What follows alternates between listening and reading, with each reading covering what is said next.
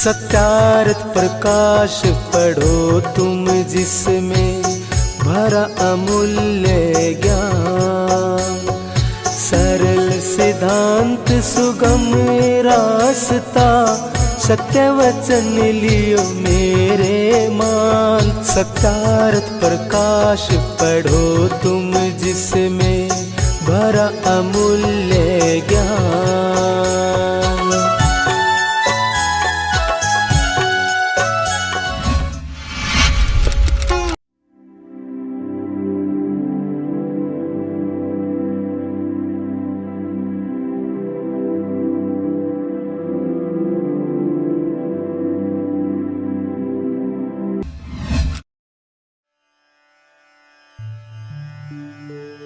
अथ द्वितीयसमुल्लासारम्भः। अथ शिक्षां प्रवक्ष्यामः।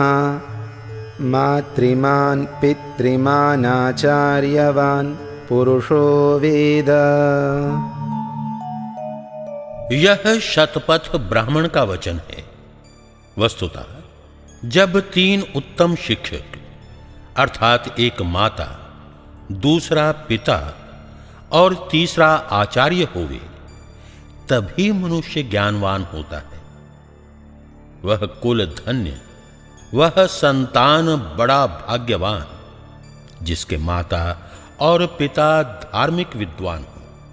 जितना माता से संतानों को उपदेश और उपकार पहुंचता है उतना किसी से नहीं।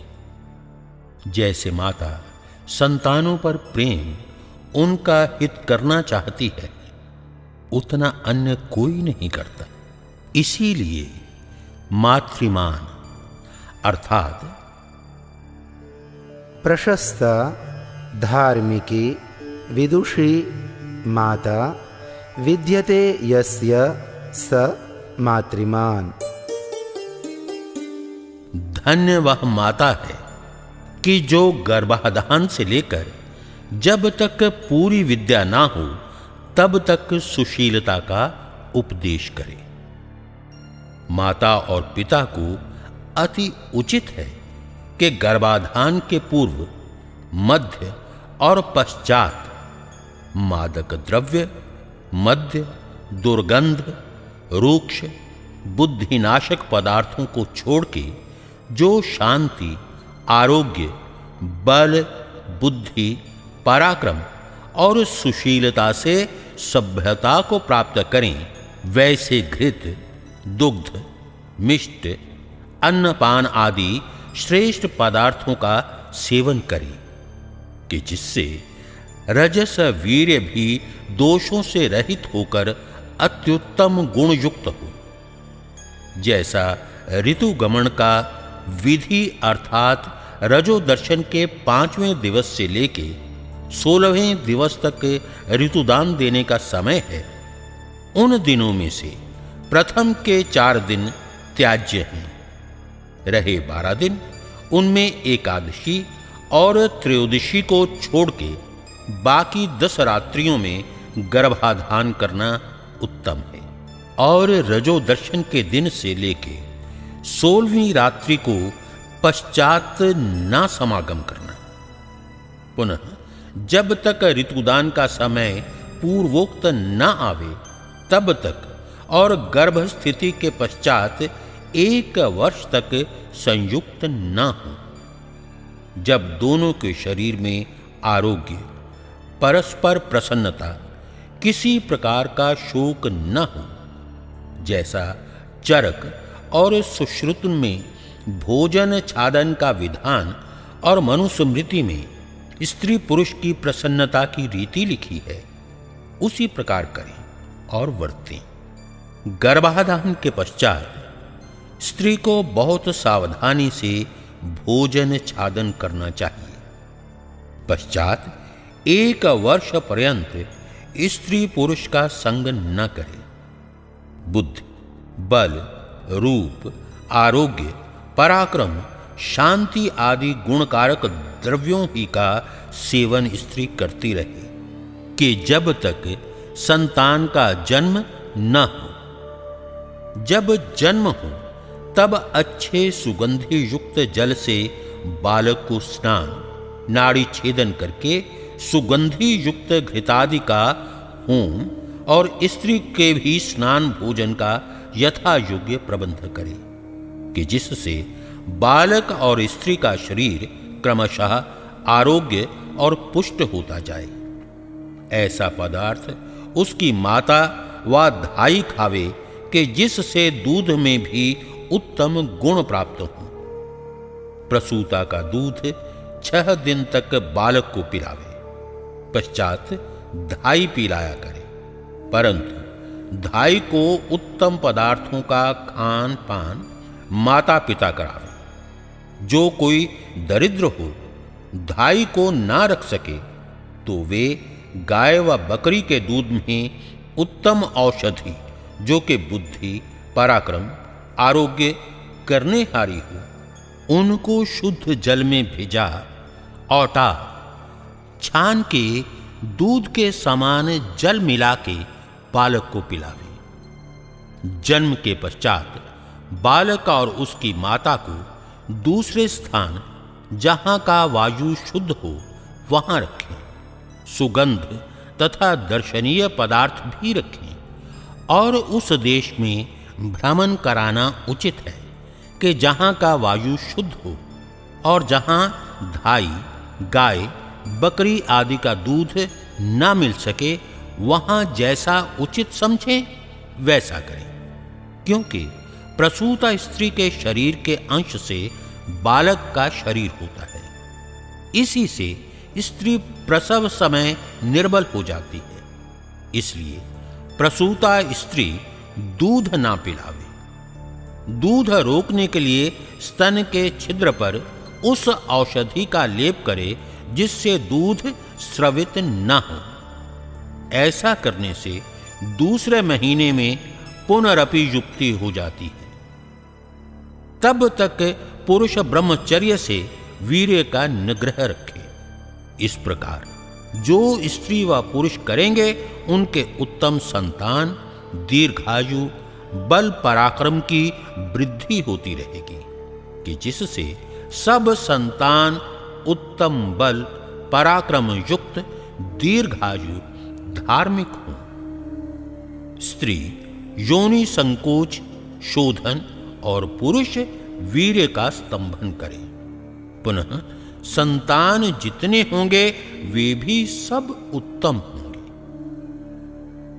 बालकों को माता सदा उत्तम शिक्षा करे, जिससे संतान सभ्य हो और किसी अंग से कुचेष्टा ना करने पावे। जब बोलने लगे तब उसकी माता बालक की जिह्वा जिस प्रकार कोमल होकर स्पष्ट उच्चारण कर सके वैसा उपाय करे, कि जो जिस वर्ण का स्थान प्रयत्न अर्थात जैसे प इसका ओष्ठ स्थान और स्पृष्ट प्रयत्न दोनों ओष्ठों को मिलाकर बोलना, ह्रस्व दीर्घ प्लुत अक्षरों को ठीक ठीक बोल सकना, मधुर गंभीर सुंदर स्वर अक्षर मात्रा पद वाक्य संहिता अवसान भिन्न भिन्न श्रवण हो।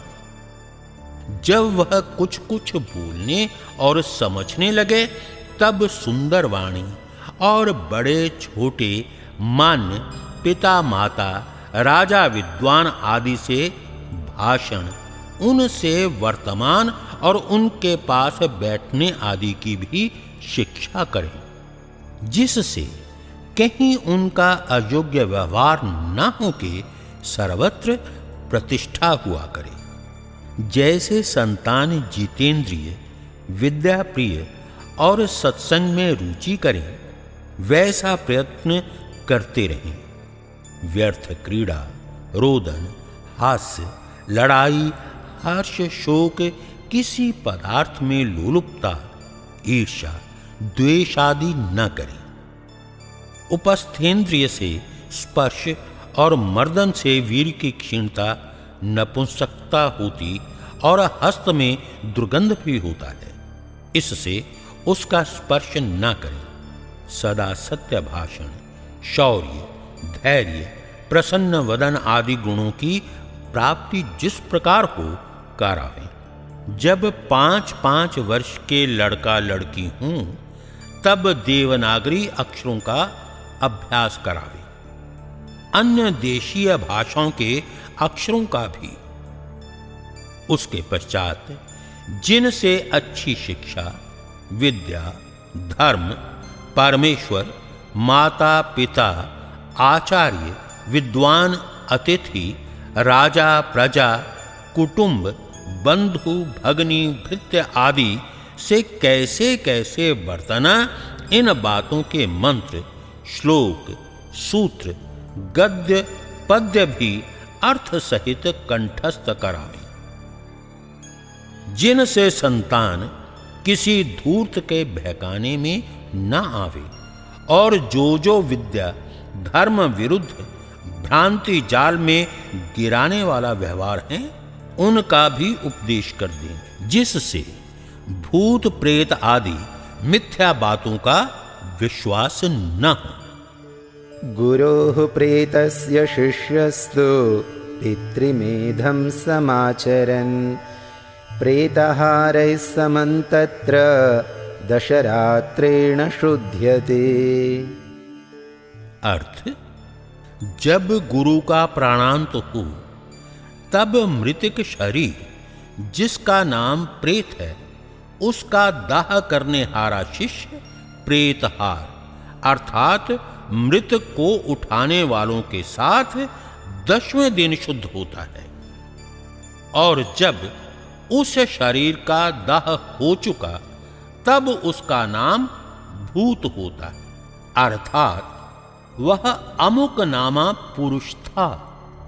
जितने उत्पन्न हो वर्तमान में आके न रहें वे भूतस्थ होने से उनका नाम भूत है। ऐसा ब्रह्मा से लेके आज पर्यंत के विद्वानों का सिद्धांत है। परंतु जिसको शंका, कुसंग, कुसंस्कार होता है उसको भय और शंकारूप भूत, प्रेत, शाकनी, डाकनी आदि अनेक भ्रमजाल दुखदायक होते हैं। देखो, जब कोई प्राणी मरता है तब उसका जीव पाप पुण्य के वश होकर परमेश्वर की व्यवस्था से सुख दुख के फल भोगने के अर्थ जन्मांतर धारण करता है। क्या इस अविनाशी परमेश्वर की व्यवस्था का कोई भी नाश कर सकता है? अज्ञानी लोग वैदिक शास्त्र व पदार्थ विद्या के पढ़ने, सुनने और विचार से रहित होकर सन्निपात, ज्वर आदि शारीरिक और उन्माद आदि मानस रोगों का नाम भूत प्रेतादि धरते हैं। उनका औषध सेवन और पथ्यादि उचित व्यवहार न करके उन धूर्त, पाखंडी, महामूर्ख, अनाचारी, स्वार्थी, भंगी, चमार, शूद्र, म्लेच्छादि पर भी विश्वासी होकर अनेक प्रकार से ढोंग, छल, कपट और उच्छिष्ट भोजन, डोरा, धागा और मिथ्या मंत्र यंत्र बांधते बंधवाते फिरते हैं। अपने धन का नाश, संतान आदि की दुर्दशा और रोगों को बढ़ाकर दुख देते फिरते हैं। जब आंख के अंधे और गांठ के पूरे उन दुर्बुद्धि पापी स्वार्थियों के पास जाकर पूछते हैं कि महाराज, इस लड़का, लड़की, स्त्री और पुरुष को ना जाने क्या हो गया है, तब वे बोलते हैं कि इसके शरीर में बड़ा भूत, प्रेत, भैरव, शीतला आदि देवी आ गई है। जब तक तुम इसका उपाय ना करोगे तब तक ये ना छूटेंगे और प्राण भी ले लेंगे। जो तुम मलिदा व इतनी भेंट दो तो मंत्र जप पुरुष चरण से झाड़ के इनको निकाल दें। तब वे अंधे और उनके संबंधी बोलते हैं कि महाराज, चाहे हमारा सर्वस्व जाओ परंतु इनको अच्छा कर दीजिए। तब तो उनकी बन पड़ती है। वे धूर्त कहते हैं, अच्छा लाओ, इतनी सामग्री, इतनी दक्षिणा, देवता को भेंट और ग्रहदान कराओ। झांझ, मृदंग, ढोल, थाली लेके उसके सामने बजाते गाते, और उनमें से एक पाखंडी उन्मत्त होके नाच कूद के कहता है, मैं इसका प्राण ही ले लूंगा। तब वे अंधे उस भंगी, चमार आदि नीच के पगों में पड़ के कहते हैं, आप चाहे सो लीजिए, इसको बचाइए। तब वह धूर्त बोलता है, मैं हनुमान हूं, लाओ पक्की मिठाई, तेल, सिंदूर, 1.25 मन का रोट और लाल लंगोट।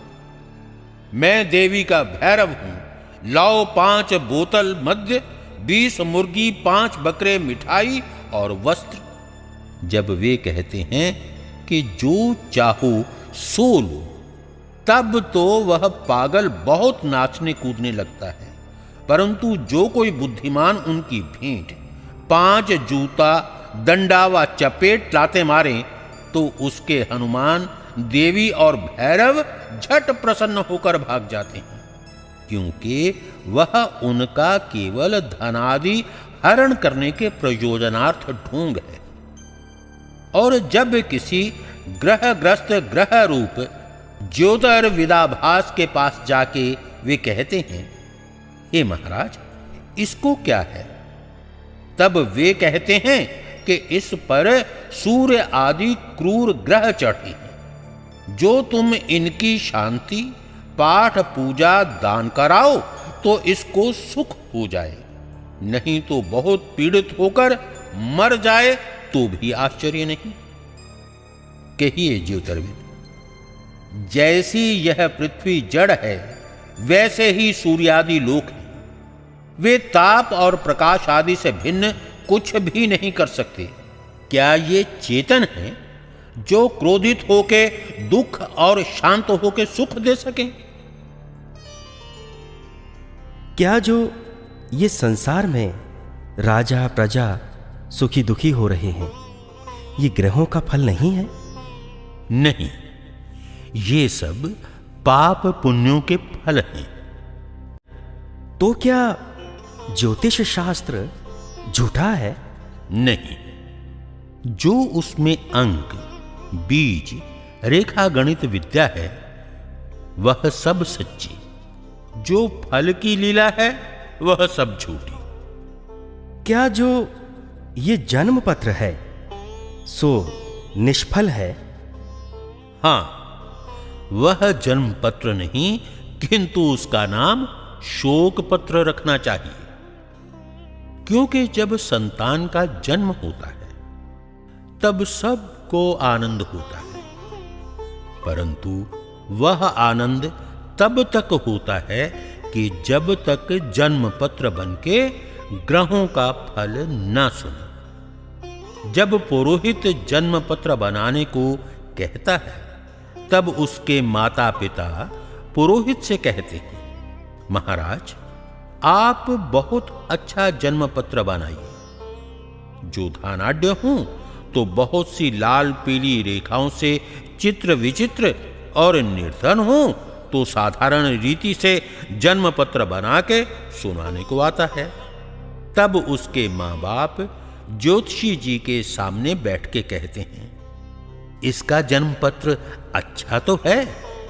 ज्योतिषी कहता है, जो है सो सुना देता हूं। इसके जन्म ग्रह बहुत अच्छे और मित्र ग्रह भी बहुत अच्छे हैं, जिनका फल धनाढ्य और प्रतिष्ठावान जिस सभा में जा बैठेगा तो सबके ऊपर इसका तेज पड़ेगा, शरीर से आरोग्य और राज्यमानी होगा। इत्यादि बातें सुन के पिता आदि बोलते हैं, वाह वाह ज्योतिषी जी, आप बहुत अच्छे।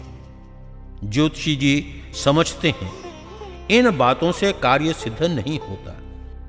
तब ज्योतिषी बोलता है, ये ग्रह तो बहुत अच्छे हैं, परंतु ये ग्रह क्रूर हैं, अर्थात फलाने फलाने ग्रह के योग से 8 वर्ष में इसका मृत्यु योग है। इसको सुन के माता पिता आदि पुत्र के जन्म के आनंद को छोड़ के शोक सागर में डूबकर ज्योतिषी से कहते हैं कि महाराज जी, अब हम क्या करें? तब ज्योतिषी जी कहते हैं, उपाय करो। गृहस्थ पूछे, क्या उपाय करें? ज्योतिषी जी प्रस्ताव करने लगते हैं कि ऐसा ऐसा दान करो, ग्रह के मंत्र का जप कराओ और नित्य ब्राह्मणों को भोजन कराओगे तो अनुमान है कि नव ग्रहों के विघ्न हट जाएंगे। अनुमान शब्द इसलिए है कि जो मर जाएगा तो कहेंगे हम क्या करें, परमेश्वर के ऊपर कोई नहीं है। हमने तो बहुत सा यत्न किया और तुमने कराया, उसके कर्म ऐसे ही थे। और जो बच जाए तो कहते हैं कि देखो हमारे मंत्र, देवता और ब्राह्मणों की कैसी शक्ति है, तुम्हारे लड़के को बचा दिया। यहां ये बात होनी चाहिए कि जो इनके जप पाठ से कुछ ना हो तो दूने तिगने रुपए उन धूर्तों से ले लेने चाहिए, और बच जाए तो भी ले लेने चाहिए, क्योंकि जैसे ज्योतिषियों ने कहा कि इसके कर्म और परमेश्वर के नियम तोड़ने का सामर्थ्य किसी का नहीं, वैसे गृहस्थ भी कहें कि यह अपने कर्म और परमेश्वर के नियम से बचा है, तुम्हारे करने से नहीं। और तीसरे, गुरु आदि भी पुण्य दान करा के आप ले लेते हैं, तो उनको भी वही उत्तर देना जो ज्योतिषियों को दिया था। अब रह गई शीतला और मंत्र तंत्र यंत्र आदि, ये भी ऐसे ही ढोंग मचाते हैं। कोई कहता है कि जो हम मंत्र पढ़ के डोरावा यंत्र बना देवें तो हमारे देवता और पीर उस मंत्र यंत्र के प्रताप से उसको कोई विघ्न नहीं होने देते। उनको वही उत्तर देना चाहिए कि क्या तुम मृत्यु, परमेश्वर के नियम और कर्म फल से भी बचा सकोगे? तुम्हारे इस प्रकार करने से भी कितने ही लड़के मर जाते हैं और तुम्हारे घर में भी मर जाते हैं, और क्या तुम मरण से बच सकोगे? तब वे कुछ भी नहीं कह सकते और वे धूर्त जान लेते हैं कि यहां हमारी दाल नहीं गलेगी। इससे इन सब मिथ्या व्यवहारों को छोड़कर धार्मिक, सब देश के उपकारकर्ता, निष्कपटता से सबको विद्या पढ़ाने वाले उत्तम विद्वान लोगों का प्रत्युपकार करना, जैसे वे जगत का उपकार करते हैं, इस काम को कभी ना छोड़ना चाहिए।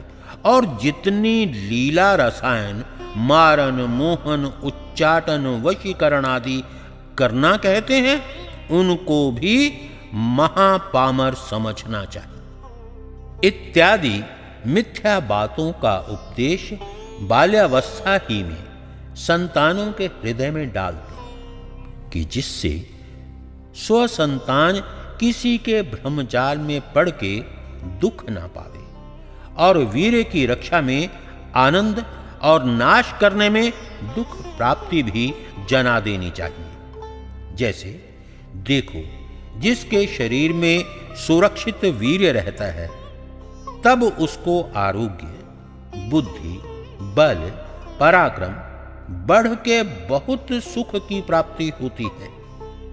इसके रक्षण में यही रीति है कि विषयों की कथा, विषयी लोगों का संग, विषयों का ध्यान, स्त्री का दर्शन, एकांत सेवन, संभाषण और स्पर्श आदि कर्म से ब्रह्मचारी लोग पृथक रहकर उत्तम शिक्षा और पूर्ण विद्या को प्राप्त होंगे।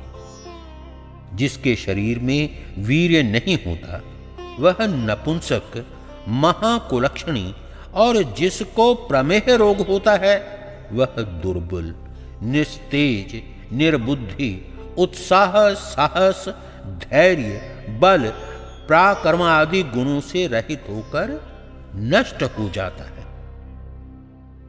जो तुम लोग सुशिक्षा और विद्या के ग्रहण, वीर की रक्षा करने में इस समय चूकोगे तो पुनः इस जन्म में तुमको यह अमूल्य समय प्राप्त नहीं हो सकेगा। जब तक हम लोग गृह कर्मों के करने वाले जीते हैं, तभी तक तुमको विद्या ग्रहण और शरीर का बल बढ़ाना चाहिए। इसी प्रकार की अन्य अन्य शिक्षा भी माता और पिता करें। इसीलिए मातृमान पितृमान शब्द का ग्रहण उक्त वचन में किया है, अर्थात जन्म से 5वें वर्ष तक बालकों को माता, 6 वर्ष से 8वें वर्ष तक पिता शिक्षा करें और 9वें वर्ष के आरंभ में द्विज अपने संतानों का उपनयन करके आचार्य कुल में, अर्थात जहां पूर्ण विद्वान और पूर्ण विदुषी स्त्री शिक्षा और विद्यादान करने वाली हों, वहां लड़के और लड़कियों को भेज दें और शूद्रादि वर्ण उपनयन किए बिना विद्याभ्यास के लिए गुरुकुल में भेज दें। उन्हीं के संतान विद्वान, सभ्य और सुशिक्षित होते हैं, जो पढ़ाने में संतानों का लाड़न कभी नहीं करते, किंतु ताड़ना ही करते रहते हैं।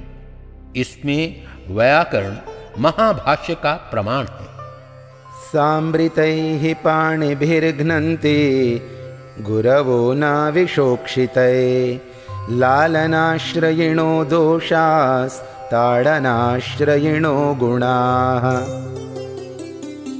जो माता, पिता और आचार्य संतान और शिष्यों का ताड़न करते हैं, वे जानो अपने संतान और शिष्यों को अपने हाथ से अमृत पिला रहे हैं, और जो संतानों व शिष्यों का लाड़न करते हैं, वे अपने संतानों और शिष्यों को विष पिला के नष्ट भ्रष्ट कर देते हैं।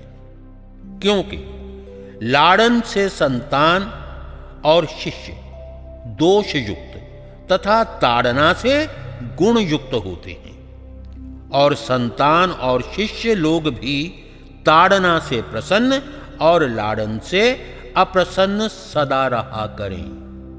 परंतु माता पिता तथा अध्यापक लोग ईर्ष्या द्वेष से ताड़न न करें, किंतु ऊपर से भय प्रदान और भीतर से कृपा दृष्टि रखें।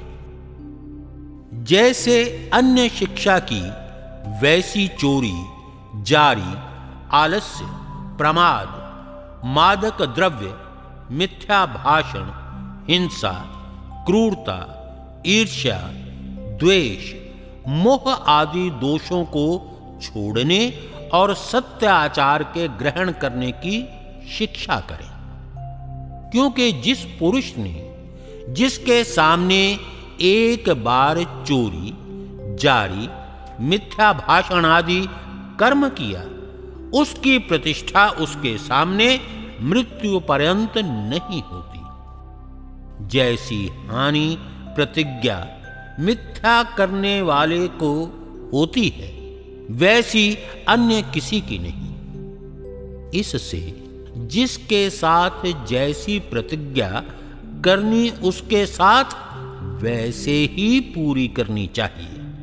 अर्थात जैसे किसी ने किसी से कहा कि मैं तुमको वा तुम मुझसे अमुक समय में मिलूंगा वा मिलना, अथवा अमुक वस्तु अमुक समय में तुमको मैं दूंगा, इसको वैसे ही पूरी करें, नहीं तो उसकी प्रतीति कोई भी ना करेगा। इसलिए सदा सत्य भाषण और सत्य प्रतिज्ञा युक्त सबको होना चाहिए। किसी को अभिमान करना योग्य नहीं, क्योंकि अभिमानः श्रेयं हन्ति, ये विदुर नीति का वचन है। जो अभिमान अर्थात अहंकार है, वह सब शोभा और लक्ष्मी का नाश कर देता है। इस वास्ते अभिमान करना न चाहिए। छल, कपट व कृतघ्नता से अपना ही हृदय दुखित होता है, तो दूसरे की क्या कथा कहनी चाहिए। छल और कपट उसको कहते हैं जो भीतर और बाहर और दूसरे को मोह में डाल और दूसरे की हानि पर ध्यान ना देकर स्वप्रयोजन सिद्ध करना। कृतघ्नता उसको कहते हैं कि किसी के किए हुए उपकार को ना मानना। क्रोधादि दोष और कटु वचन को छोड़ शांत और मधुर वचन ही बोले और बहुत बकवाद ना करे। जितना बोलना चाहिए उससे न्यून व अधिक न बोले। बड़ों को मान्य दे, उनके सामने उठकर जाके उच्चासन पर बैठावे। प्रथम नमस्ते करे, उनके सामने उत्तम आसन पर ना बैठे। सभा में वैसे स्थान में बैठे जैसी अपनी योग्यता हो और दूसरा कोई ना उठावे। विरोध किसी से ना करे। संपन्न होकर गुणों का ग्रहण और दोषों का त्याग रखे। सज्जनों का संग और दुष्टों का त्याग अपने माता पिता और आचार्य की तन मन और धन आदि उत्तम उत्तम पदार्थों से प्रीतिपूर्वक सेवा करें। यान्यस्माकं सुचरितानि तानि त्वयोपास्यानि नो इतराणि। इसका ये अभिप्राय है कि माता पिता आचार्य अपने संतान और शिष्यों को सदा सत्य उपदेश करें और ये भी कहें कि जो हमारे धर्मयुक्त कर्म हैं उनका ग्रहण करो और जो दुष्ट कर्म हों उनका त्याग कर दिया करो।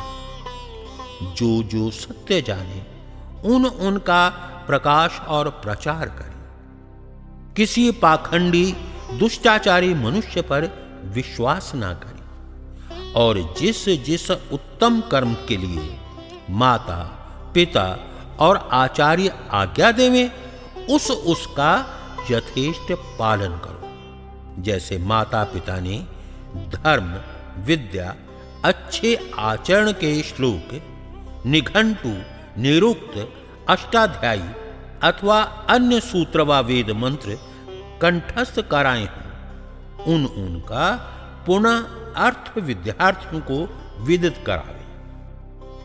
जैसे प्रथम सम्मूलास में परमेश्वर का व्याख्यान किया है उसी प्रकार मान के उसकी उपासना करें। जिस प्रकार आरोग्य विद्या और बल प्राप्ति हो उसी प्रकार भोजन छादन और व्यवहार करें करावें, अर्थात जितनी क्षुधा हो उससे कुछ न्यून भोजन करें। मद्य मांस आदि के सेवन से अलग रहें।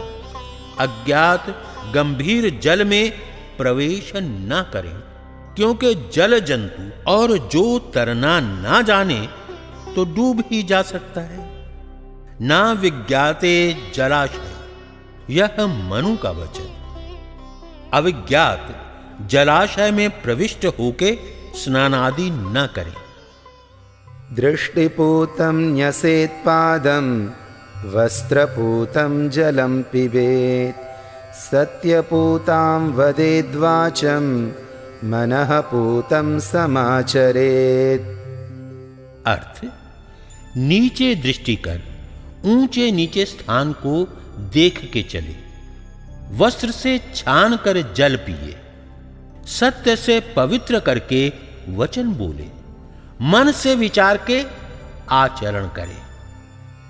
माता शत्रुः पिता वैरी येन बालो न पाठितः न शोभते सभा मध्ये हंस मध्ये बको यथा।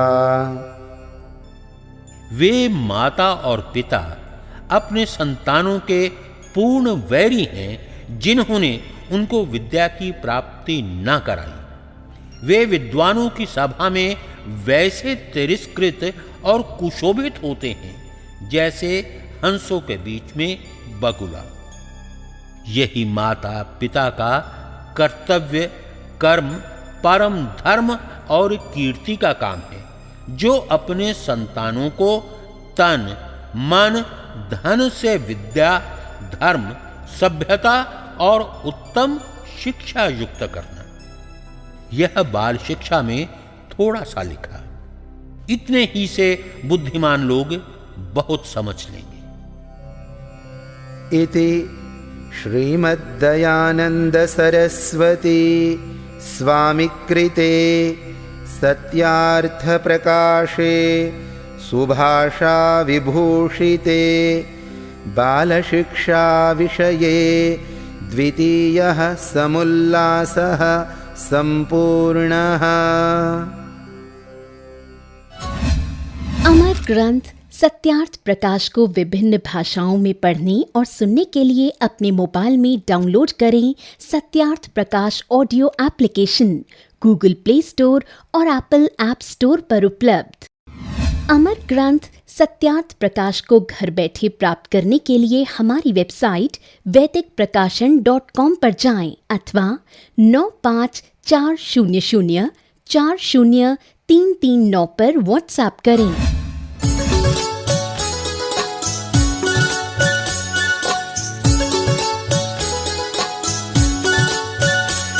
सत्यार्थ प्रकाश पढ़ो तुम जिसमें भरा अमूल्य ज्ञान। सरल सिद्धांत सुगम रास्ता सत्य वचन लियो मेरे मान। सत्यार्थ प्रकाश पढ़ो तुम जिसमें भरा अमूल्य ज्ञान।